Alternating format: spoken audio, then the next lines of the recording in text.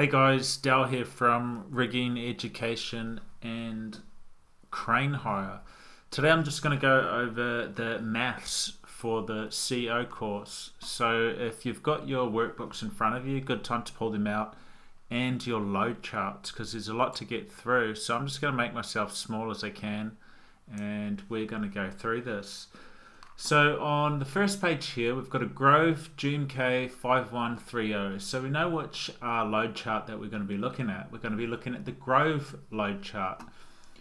Now it has a crane mass of 60 tonne when fitted with 8.5 tonne of counterweight, a bifolding swing away fly, which we don't have to worry about, and a 20 tonne hook block. So the crane mass is 60 tonne.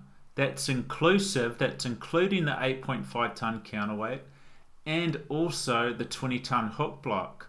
So now we've got to investigate where that is in our load chart. So if we come over to our load chart here, and I'm looking down here, this is pretty much our second page of the load chart. And right here, it says it's 60 tonne. And that's inclusive of an 8.5 tonne counterweight and a 20 tonne hook block. And if we want to find out what the 20 tonne hook block weighs, we just go down to here, 20 tonne hook block, right there, 20 tonne hook block, and that equals 325 kgs, okay, 325 kgs right there. So our first question, if I go back here, okay, our first question, the Grove GMK is lifting a 55 tonne load. The crane has been configured to have 40.1 tonne of counterweight and 100 tonne hook block. So we've got to understand now, okay, the new crane mass. So the crane mass is no longer 60 tonne because we've got 40.1 tonne of counterweight here, 40.1 tonne of counterweight, and we've got 100 tonne hook block, So we've got to build up the new crane mass. So what we'd do first is we'd get the original 60 and we'd take away that 8.5 and then we'd take away that 325 hook block and we'll get to a certain amount of weight. And I've got it here, okay, so I've got it here for us, which is here.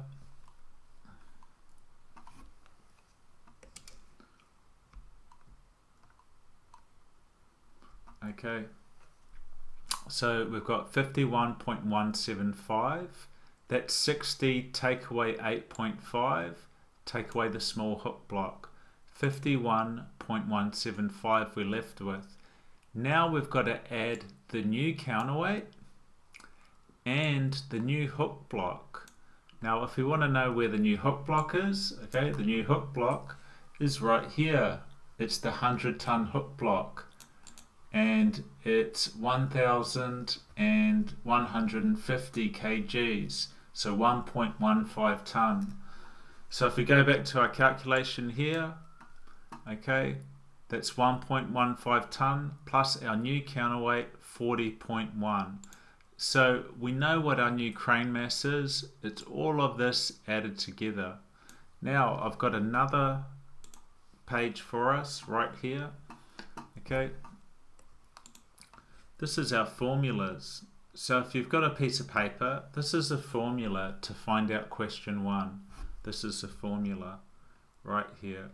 It's the crane mass plus the load times 0.65. So we need to do that first. The crane mass plus the load times 0.65. Then we've got to divide that answer by the area in square meters. Okay, so we've got 55, so we'll probably start from the crane mass first. So crane mass is 60, take away 8.5 because that's the original counterweight and the original hook. Okay, we lift with 51.175. We add the new counterweight 51 or 40.1 and we add the new 100 tonne hook block. Okay, those three there. So that's the new crane mass. Then we've got to plus the load. The load is 55 tonne. Okay, The load is 55 tonne. Here, the load is 55 tonne. Okay, so all we've done here is we've added the crane mass plus the load. And what do we equal? It comes to 147.425 tonne. That's what it equals there. Now let's go back to our formula. Okay, our formula here is crane mass plus load times 0.65. So that's our crane mass plus load, okay, times 0.65 equals 95.8265. Okay, 95.8265. Now we've got to divide it by the area. Now what does it say in our question? It says that there's a pad of 1.8 meters times 1.8 meters. We've got to times that together to get the area in meters squared. So if we go 1.8 times 1.8, that equals 3.24 meters squared. And that's what we divide our equation from. So we've got 147.425 tonne right here. Okay, we times it by 0.65, which is here. We get this number, which is here. And then we divide it, okay, by the meters squared of our pad for the crane. Okay, 3.24. And that comes to 29.576. Okay, 29.576. And then we need to round it up to 1 decimal point. So 0.576, if we're going to go up to the nearest decimal, that will bring us to 29.6. So calculate the maximum ground pressure that will be applied to the ground when lifting over one outrigger pad. Okay, it will be 29.6 tons per square meters. That's what it's going to equal. And how we got there was crane mass plus load times 0.65. Then we divide that answer by the areas in meters squared. 55 tonne is the load plus the new crane mass. So the crane mass with the 40.1 tonne of counterweight, the new 100 tonne hook block. Okay, that equals this in total, 147.425 times 0.65 equals this. Now we've got to divide it by the pad size in meters squared, 3.25. We get the raw number here, and then we round it up to 1 decimal. There's 29.6 tons per square meter of pressure for that first question. Okay, for that first question.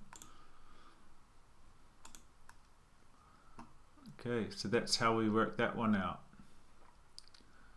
Question 2.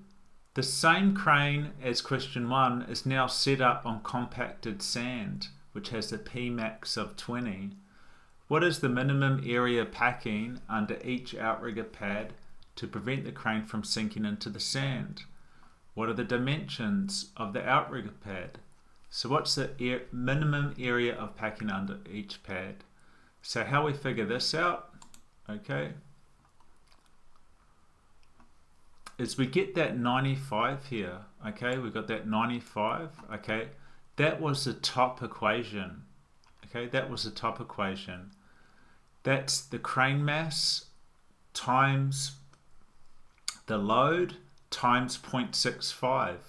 That was our final answer for that top equation before we divided it by the area pad. So all we do is we use that top one, and all you can do is copy the 95.82625 and we put it down here. Now we get the Pmax, which is 20, and we simply divide this crane mass plus load times 0.65, we divide it by the 20. That comes to 4.7913125 here. Okay, that's what it comes to. That's the area in square meters. But now we have to square root it. So on your calculator, you'd push the square root button on this, and that comes to 2.1889.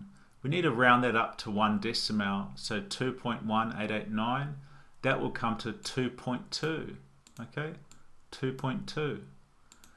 So what are the dimensions of the outrigger pads? They have to be 2.2 width by 2.2 length.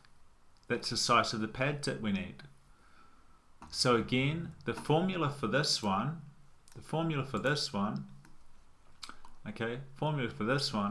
is crane mass plus load times 0.65, the exact same thing we done in question 1. You can just copy and paste it. And all we do is divide it by the Pmax. Then square root it and round it up to 1 decimal. We just get that 95.825. That was in our first question here. We just copy that down. We divide it by 20, which is the Pmax. Then you get the number, meters squared. You square root it to find the pad size, length and width of the pad sides. So that would be 2.2 by 2.2, so the crane wouldn't sink into the ground. So on your assessment paper, this is the formula, okay? This is the formula that you've got to follow. That's the formula there. Okay, crane mass, and where you got that, crane mass plus load times 0.65, okay, where you got this first part here, that's just what you done here, okay? That's the answer you got. So we just copy the answer you got and we put it down here to start with, and we divide it by the 20 that they give you. Okay, we divide it by the 20 that they give you. They'll give you this number, 20, 40, 30. So it's really simple because they give you the number. Okay, they give you the number just like we did. Now we've got question 2, we've got the counterweights. Okay, we've got the counterweights here. We've got to do the quantity, the counterweight number, the weight in tons for 23.5. Now you have set up the Grove GMK with 23.5 of counterweight and 3 parts of line on a 50-ton hook block. You extend the boom to 55.39 meters. What is the counterweight configuration required to achieve the counterweight configuration in 23.5? So now we've got to look at the load chart, which is here. Okay, we scroll down, we've got to find the counterweight configuration chart, which is page 4. Okay, we've got page 4, got it here too. So this is page 4. So 23.5, we've got to get this configuration. So if we come up 1 of 1, okay, so if we go over here, we want to put 1 of 1 and then the weight of it. So 1 and 1, okay, we want to put the weight of it, which is 2.5.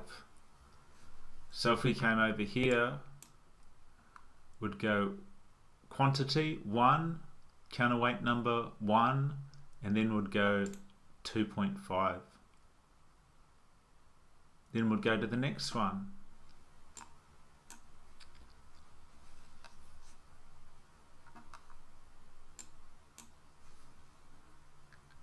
Counterweight number 2, and there's just one of them.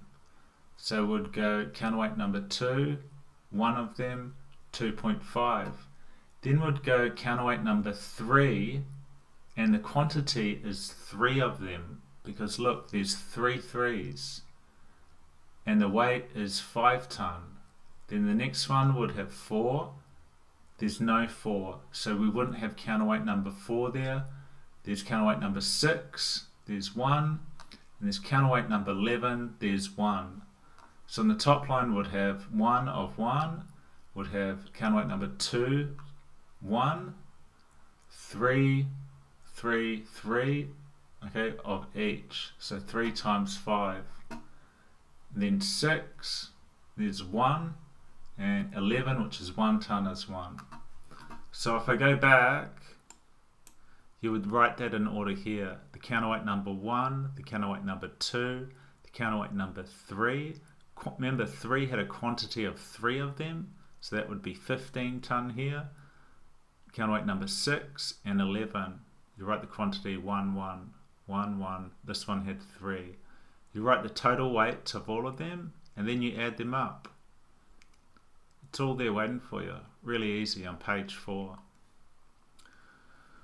Question 2. What is the maximum and minimum working radius for the boom length? Okay, so we have 55.39, 25.3, 59.39. So let's go to our load chart. We want to go down to 23.5 load chart. That's 40, 23.5. We've got 55.39.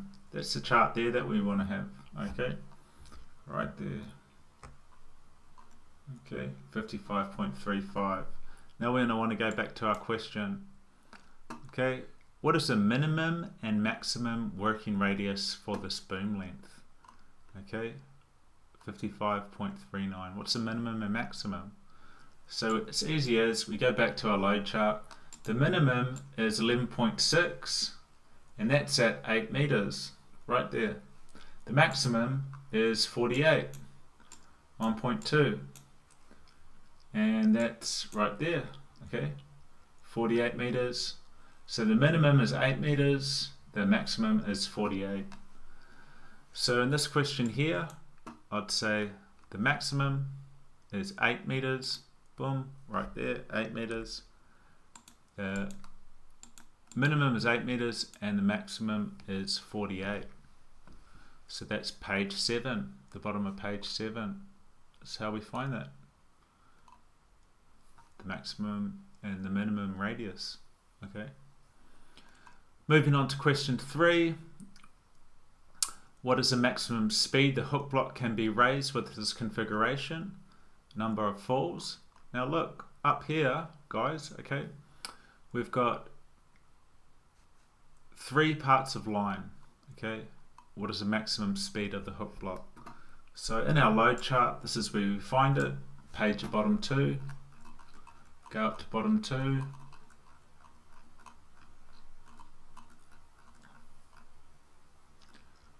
Okay, this is our speeds here. Okay, 120 meters per minute. So if we've got 3 falls, we've got to divide 120 by 3. We've got to divide 120 by 3.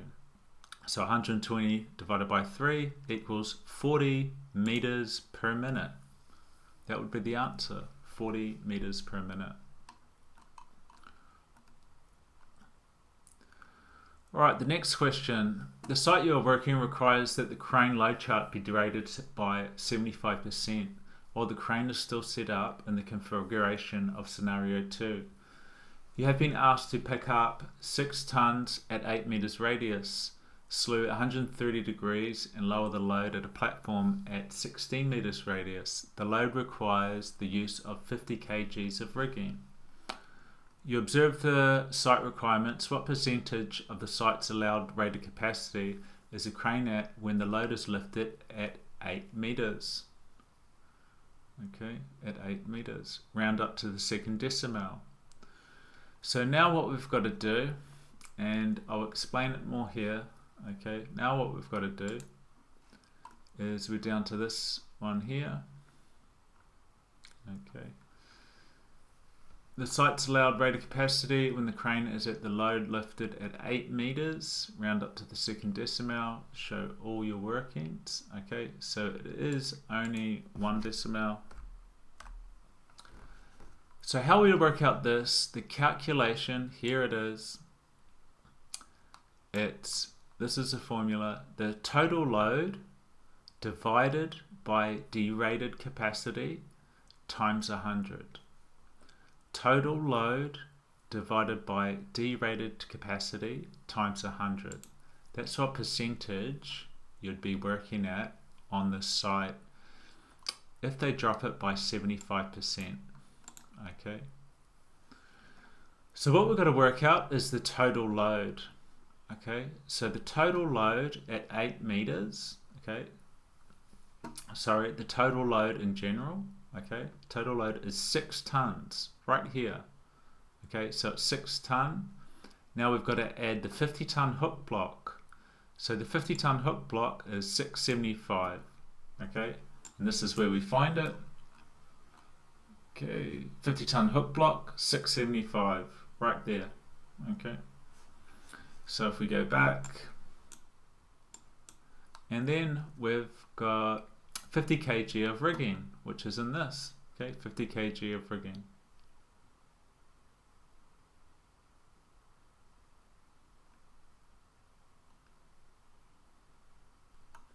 So the 50 ton hook block here, and we've added the 50 kg of rigging, it comes to 725 kgs. Now we've got a load of 6 ton, we've got to add those together. 6 ton plus 725 equals 6.72 ton. So we've got the total load now. That's at the start there, total load.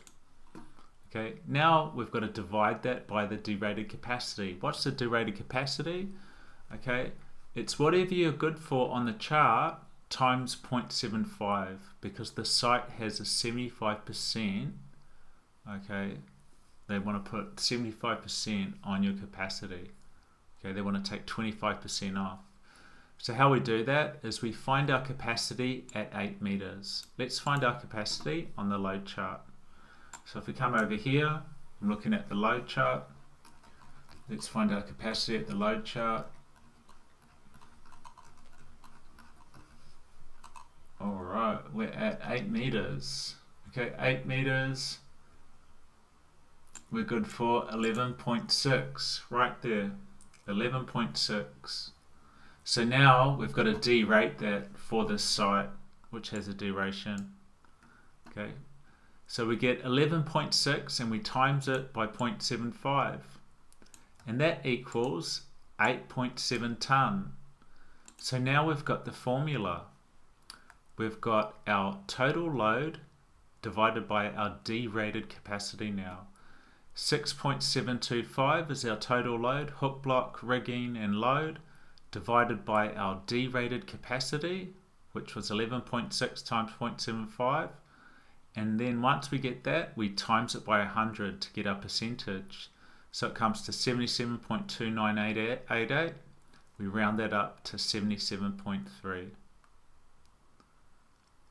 The next question, okay, part 2, is exactly the same, but they've picked a different radius. So it's exactly the same. Now it's a 20 meter radius that we've got to put it down. So we add up the same hook and the same rigging, comes to 7.25. We've got the same load. All that's different is our capacity at 20 meters radius is 10.1.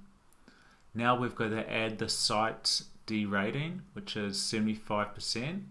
So 0.75 times 10.1 equals 7.575. Now we follow that formula again. Total load divided by derated capacity times 100. 6.725 divided by our new derated capacity, 7.575, times 100 equals 88.778. Round that up to 1 decimal and it's 88.8. Scenario 4. Now we're looking at the Kobelco. Okay, the Kobelco here. Got the Kobelco charts in front of us. This is what we've got here. We've got 51.8 of boom inserted and 57.9 of jib. Now if we go back to our questions, you should have done all this, maximum speed, you've done our total load divided by derated capacity, total load divided by derated capacity times 100. Now we're onto the Kobelco. What is the total counterweight required in this configuration if the car body weight was 20 ton? So what they're saying here, okay, and this will be a question, is if we go to our load chart here, we'll go down and we need to find what the question asks. 51.8 meter of boom. So we've got to go to our load charts. 51.8 meter of boom, no. 51.8 meter of boom, no. 51.8 meters of boom, no. 58.1 meters of boom, no. We've got to keep scrolling, and we'll get all the way to the last page. So if you've got a printed out a copy, be page 13, and here we are, 51.8 meters of boom. And if I go back here, 51.8 meters of boom and 57.9 of jib. 51.8 meters of boom and 57.9 meters of jib. So we've found our correct chart here. Now the total counterweight required for a stable crane in this configuration if the car body weight was 20 tonne. So what counterweight do we need? Where can we find this? And we find it up the top of the page, right here, okay? Counterweight and car body weight in tonnes. This is what you'd need to have this crane set up to this configuration safely. You'd need 90 tonne of counterweight and a car body weight of 24 tonne. So what the question's asking you is, what are these two added together?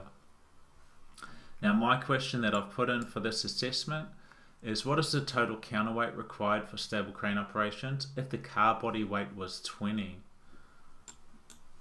So if this was 20, okay, what would these two added together be? So it's pretty easy, it would be 110 tonne added together. Now this is going to be a very similar one in your assessment, okay? All you're going to be doing is adding these two weights together, okay? We can go on to the next question. That's really simple, that one. So let's go on to the next question. What are the least flexible configurations for the boom jib arrangements for scenario 4? What are the least flexible? Okay, what are the least flexible boom arrangements? So now we've got to go back to our load chart and we've got to find the boom arrangements. So if we scroll back up,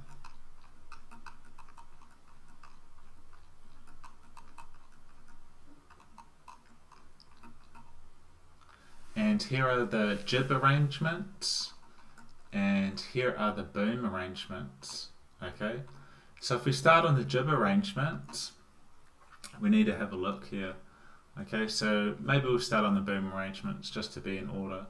Now both of these boom arrangements here are the same, so you can't get caught out. So we're on page 4 here. So if we use this bottom one, 51.8, and that's what we've got in this example. So in your question, 51.8 meters of boom. Okay, so let's go back down. 51.8 meters of boom, right here. Okay.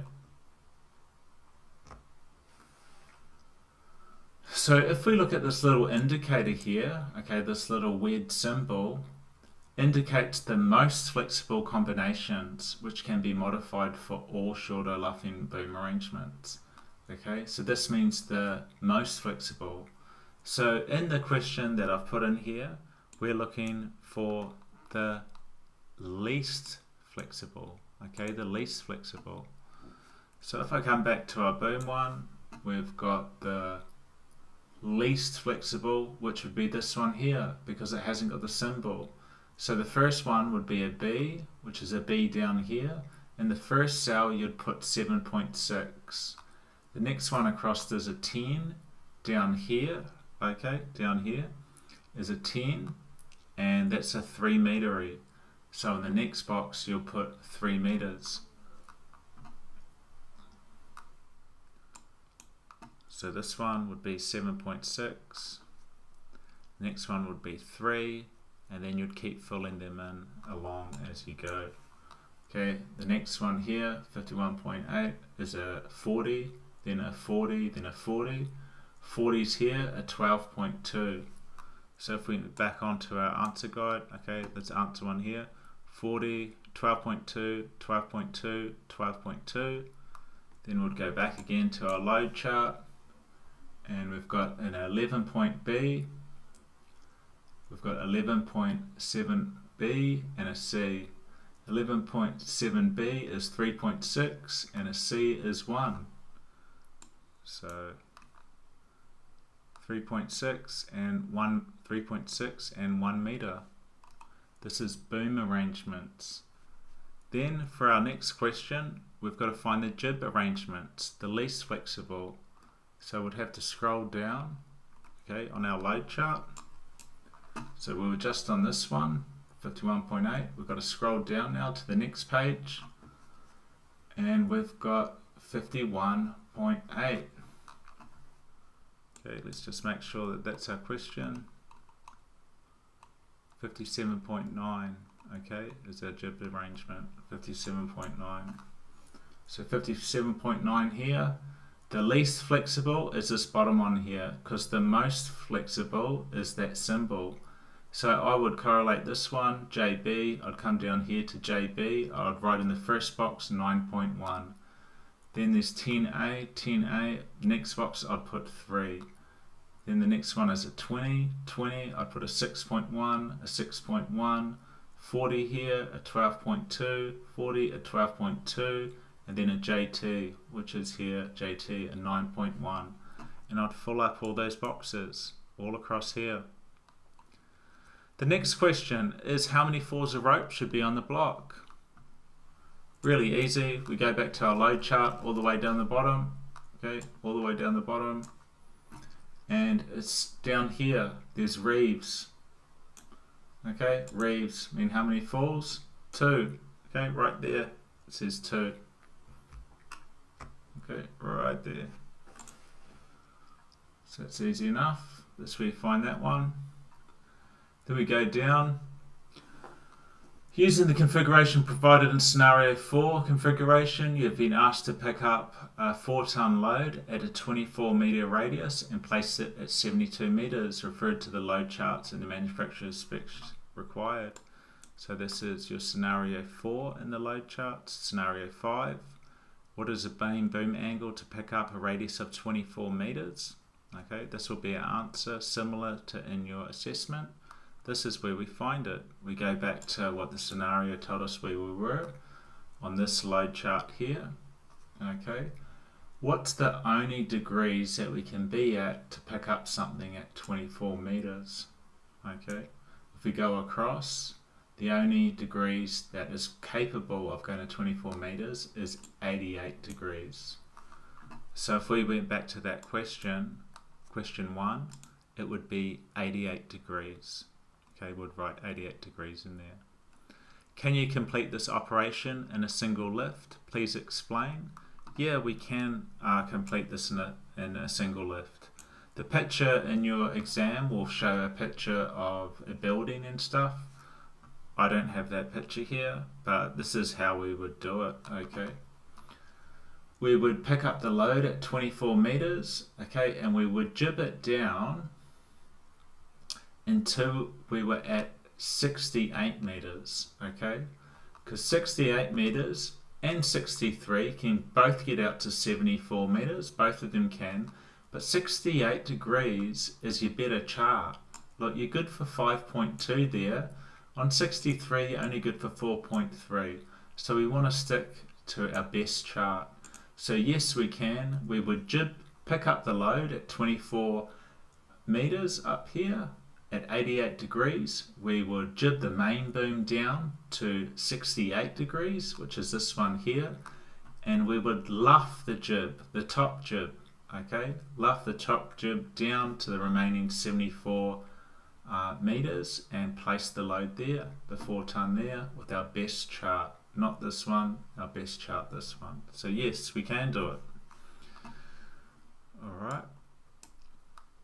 And then that's the end of this help guide. So I hope this helps, guys. Yeah, I hope this helps. I hope this explains a bit of it. I will send you some more stuff for this, but for now, I hope this explains the formulas and how you get there. Alright, cheers guys. See you on the next one.